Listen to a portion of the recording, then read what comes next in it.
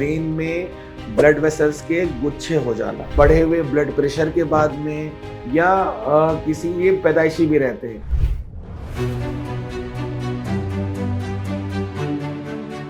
नमस्कार, मैं doctor Shishir Pandey, consultant neurologist, Felix hospital sector 137 Noida में आपका स्वागत करता हूं। आज हम बात करेंगे एन्यूरिज्म के बारे में।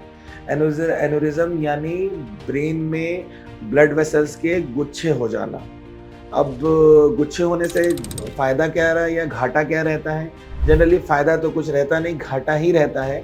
जनरली गुच्छों का फॉर्मेशन हमें समझना होगा। जनरली कुछ गुच्छे जो ब्रेन में होते हैं, ब्लड वेसल्स की कुछ एक्स्ट्रा सर्कुलेशंस वो वहाँ पे इकट्ठा हो जाते हैं। ये बचपन से रहते हैं, जिसको हम लोग आर्टेरियो वीनस मैलफॉर्मेशन बोलते हैं। ये बनते उस जगह पे हैं जहाँ पे आर्टरीज अपनी वेन्यूल्स से मिलती हैं, जो कि साफ ब्लड गंदे ब्लड में ट्रांसफ़र होता है, जहाँ पे एक्सचेंज होता है, वहाँ पे एक गुच्छा फॉर्मेशन हो जाता है।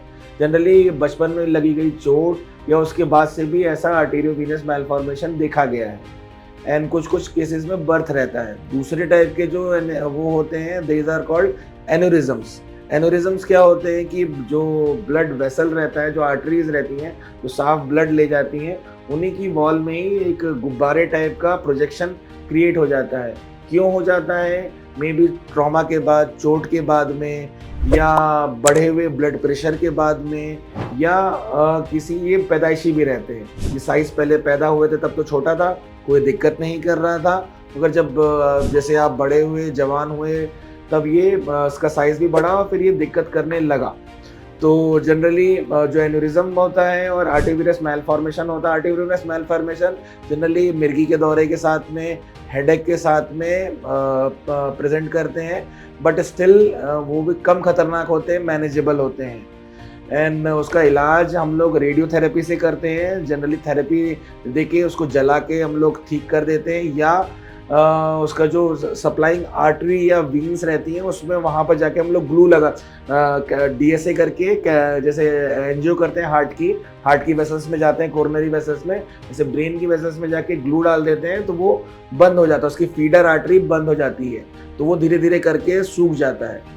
सिमिलरली एन्यूरिज्म के इलाज के लिए, एन्यूरिज्म भी अपना मेन हेडेक से प्रेजेंट करता है। सिर दर्द होगा, पल्सेटाइल टप टप करके हेडेक होगा, और फिर चक्कर आएंगे, मिर्गी के दौरे भी आ सकते हैं, और बहुत ही पेशेंट ऐसा बताएगा कि एकदम ही थंडर क्लैप हेडेक, ऐसा हेडेक कभी उसको ज़िंदगी में हुआ नहीं, उस टाइप का हेडेक होगा अगर एन्यूरिज्म का रप्चर किया होगा तो। साइज़ को हम लोग अगर देखना हो तो 10 मिलीमीटर यानी 1 सेंटीमीटर से बड़े एन्यूरिज्म जो होते हैं वो खतरनाक होते हैं, वो कभी भी फट सकते हैं।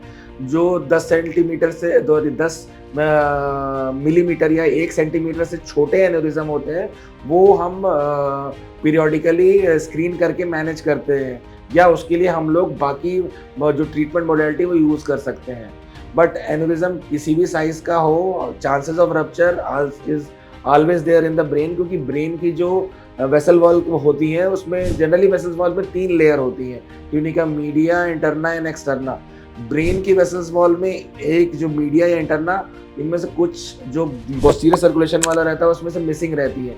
ये सब सारे मनुष्यों में होता है, एंड इसकी वजह से जो एन्यूरिज्म बनने, जिसको बेरी एन्यूरिज्म जो पोस्टीरियर सर्कुलेशन में बनता है, उसके चांसेस ज़्यादा होते हैं, और रप्चर के भी चांसेस ज़्यादा होते हैं। ज़्यादा ब्लड प्रेशर का फ्लक्चुएशन वो सह नहीं पाते, इसलिए आपको अगर ब्लड प्रेशर की बीमारी है तो उसकी दवा खा के रखिए, ताकि अगर ऐसा कुछ एन्यूरिज्म है तो वो ना हो। कुछ एन्यूरिज्म सिंड्रोम के फॉर्म में आते हैं, जैसे किडनी में CKD है, किडनी की बीमारी है, उसके साथ में एन्यूरिज्म आते हैं, तो वो एक सिंड्रोम का पार्ट होते हैं।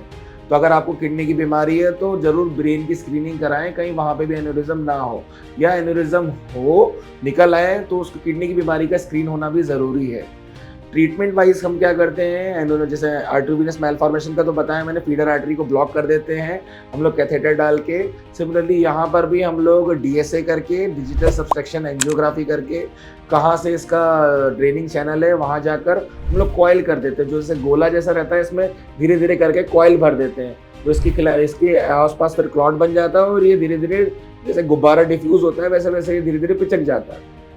तो DSN कॉइलिंग बोलते हैं। ऐसी अगर ज़्यादा बड़ा ल्यूमन रहता है इसका, इतना बड़ा ल्यूमन और फिर ये एन्यूरिज्म बना है, तो यहाँ हम लोग फ्लो डाइवर्टर डाल देते हैं। मतलब फ्लो डाइवर्टर डाल के यहाँ पर हम लोग डाल देंगे तो यहाँ का फ्लो डायरेक्ट इधर जाएगा, लेमिनार फ्लो ब्लड ये अपने आप ही पिचक जाएगा। तो और पद्धतियाँ हैं आजकल न्यूरोलॉजी में, बहुत इंटरवेंशन न्यूरोलॉजी में बहुत एडवांसमेंट हो गए हैं। अब ओपन सर्जरी हम लोग कम करते हैं।